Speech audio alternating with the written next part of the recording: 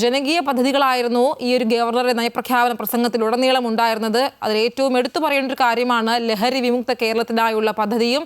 കൂടാതെ എക്സൈസ് നയത്തിൽ വൻ മാറ്റങ്ങളാണ് വരാൻ പോകുന്നത്. കൂടാതെ +1 സീറ്റ് വർധന തുടങ്ങിയ ഒട്ടേറെ പ്രഖ്യാപനങ്ങളും ഇതിലുണ്ടായിരുന്നു.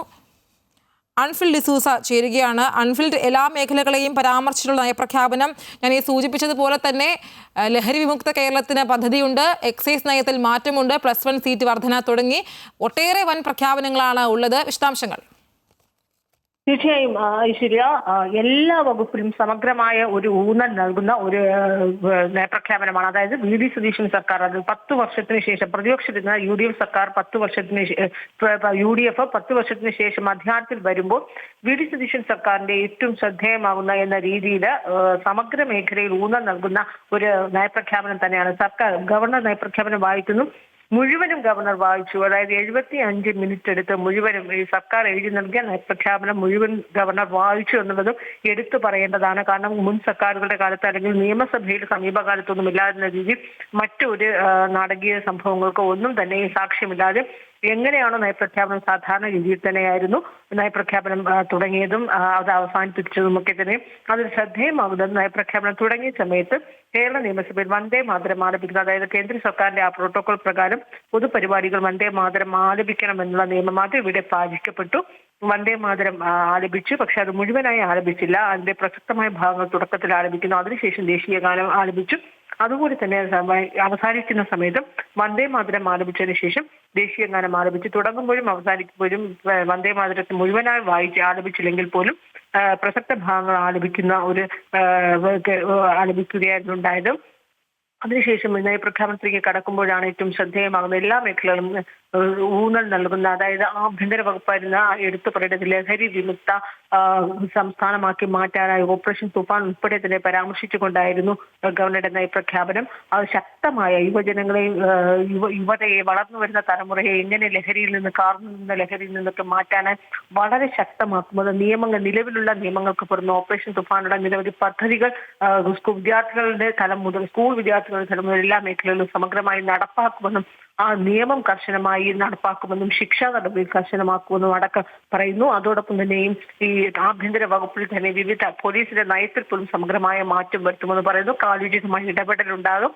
അതോടൊപ്പം തന്നെ ഈ ഡിജിറ്റൽ മേഖലയിൽ സൈബർ ക്രൈം ഉൾപ്പെടെയുള്ള കുറ്റകൃത്യങ്ങളൊക്കെ തടയുന്നുള്ള സമഗ്ര സംവിധാനങ്ങൾക്ക് കാര്യക്ഷമമായി കൊണ്ടുവരുമെന്ന് പറയുന്നു.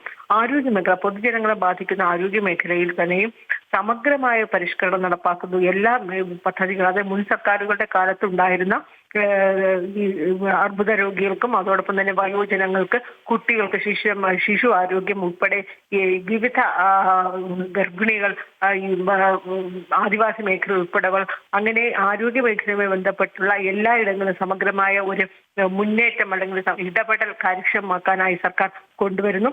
മുൻ സർക്കാരുകളിൽ നിന്നൊക്കെ വ്യത്യസ്തമായി കൂടുതൽ പദ്ധതികൾ നടപ്പാക്കുമെന്നും ഈ നയപ്രഖ്യാപനത്തിൽ ഊന്നൽ നൽകുന്നുണ്ട്.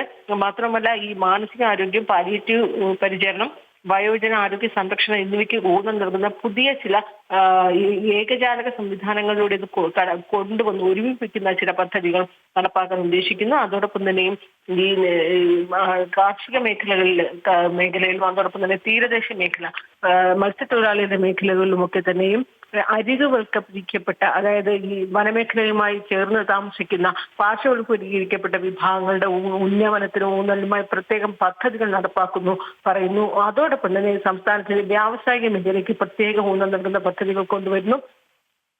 കേരള മിഷൻ IT മിഷന്റെ പേര് മാറ്റി അത് കേരള ഫ്യൂച്ചർ IT എന്ന രീതിയിലേക്ക് മാറ്റുന്നു. അങ്ങനെ എല്ലാ മേഖലയിലും ഊന്നൽ നൽകുന്ന ഒരു സമഗ്രമായ ഒരു പദ്ധതിയുമായി മുന്നോട്ട് പോകുന്നു എന്ന സന്ദേശം നൽകുന്ന ഒരു നയപ്രഖ്യാപനം തന്നെയാണ് ഗവർണർ വായിച്ചതും സർക്കാർ മുന്നോട്ട് വയ്ക്കുന്നതും.